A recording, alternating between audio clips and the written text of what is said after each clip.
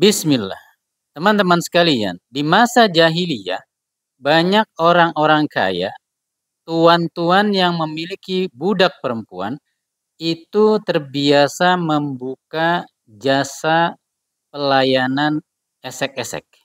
Jadi budak perempuan mereka disewakan untuk disetubui. Dan di antara lelaki yang pernah merasakan jasa haram ini adalah Utbah ibnu Abi Waqqas yang merupakan saudara daripada Sa'ad ibn Abi Waqqas. Menurut mayoritas ulama, Utbah itu meninggal dalam keadaan kafir atau tidak masuk Islam. Nah, karena dia pernah bersetubuh, berzina dengan seorang budak perempuan milik Zam'ah ibnu Qais, ia berpesan kepada saudaranya Sa'ad ibn Abi Waqqas agar Sa'ad ibn Abi Waqqas ini mengklaim anak laki-laki tadi yang diberi nama Abdurrahman itu sebagai anak daripada Utbah dan hendaknya Sa'ad merawat anak tersebut. Namun pada Fathu Makkah, saat Sa'ad ibn Abi Waqqas hendak mengambil anak tersebut, ternyata ia harus berhadapan dengan anak daripada Zam'ah ibnu Qais, yaitu Abdun ibnu Zam'ah ibn Qais. Di mana Abdun mengatakan, tidak bisa, ini adalah anak daripada budak perempuan ayah saya, yang artinya ini adalah milik ayah saya. Sedangkan Sa'ad bin Abi Waqqas kekeh mengklaim bahwa ini anak saudaranya karena dialah yang telah menyetubuhi budak perempuan tadi. Nah, sampailah perselisihan ini kepada Rasulullah Shallallahu Alaihi Wasallam, dan tahukah kita bahwa apa yang diputuskan oleh Rasulullah kemudian menjadi sebuah kaidah dasar bahwa anak itu adalah milik si ayah, milik daripada sang suami, sang pemilik sah daripada anak, yaitu yang punya ikatan pernikahan.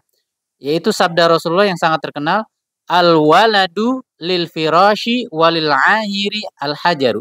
Anak itu dinisbahkan kepada sang pemilik kasur, yaitu sang suami yang punya ikatan hubungan pernikahan yang sah atau punya kepemilikan dengan dasar perbudakan. Sedangkan seorang pezina, walaupun dia mengklaim itu adalah wanita yang telah dia setubui, maka anaknya anak saya, maka itu tidak boleh, tidak dinisbahkan kepadanya. Nah, kasus ini atau sebab turunnya sabda Rasulullah yang berbunyi al-waladu lil firashi walil ahiri al-hajaru diriwayatkan oleh Al-Imamul Bukhari dengan nomor 7182 dan di dalam Sahih Muslim 1457. Nah, jadi kesimpulannya berdasarkan hadis ini, jumhur atau mayoritas ulama mengatakan anak itu hanya boleh dinisbahkan kepada sang pemilik kasur, sang suami. Misalnya istrinya berzina sampai melahirkan seorang anak, berzina dengan laki-laki lain, maka anak itu tetap hanya boleh dinisbahkan kepada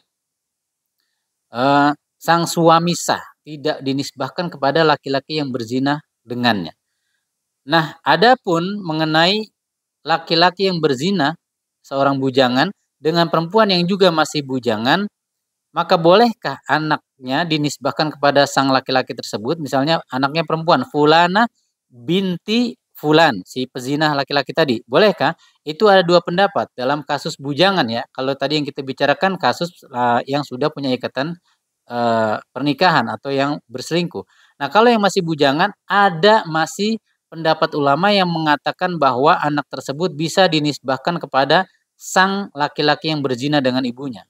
Ingat, dengan catatan yang sama-sama bujangan tadi ya. Dan untuk lebih jelas, khilaf atau perbedaan pendapat yang terjadi antara para ulama mengenai anak yang lahir dari hasil zina dari seorang bujangan laki-laki dengan perempuan bujangan, kita akan bahas pada video berikutnya karena mengingat singkatnya video yang harus kita buat. Barakallahu fikum wallahu ta'ala a'lam bishawab. Assalamualaikum warahmatullahi wabarakatuh.